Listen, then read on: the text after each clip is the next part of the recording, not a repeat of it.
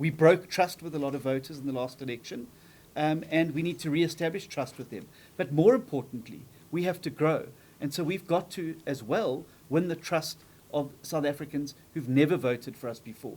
So there's a view out there that there's some myopic a process underway in the DA where we're obsessing about getting back voters that we lost.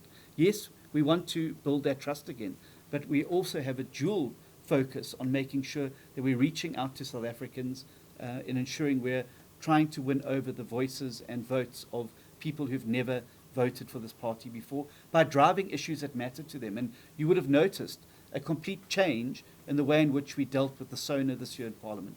We focused explicitly on real examples from communities. And so when our MPs were standing up and speaking from the podium, they weren't making a debating competition speech. They were speaking on behalf of communities they had actually visited and the plight of people on the ground.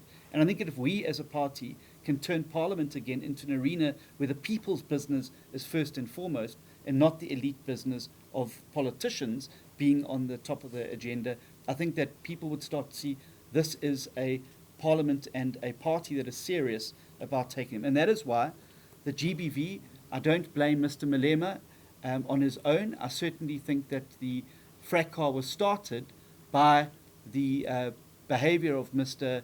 Mamabolo in Parliament.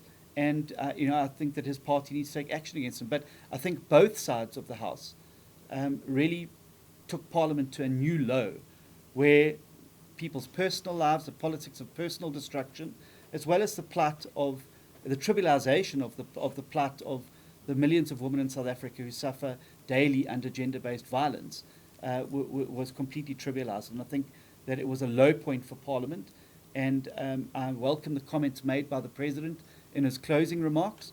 I think that they struck exactly the right tone, and we need to obviously make sure that never ever happens in Parliament again. Because Parliament, when people look at Parliament, and this is the one thing, if I may just indulge in this, one thing on my tour around the alternative state of the nation was that across all communities, people are feeling disconnected from politics, from their parliaments, and from politicians, because they think that we don't care about the issues that matter to them.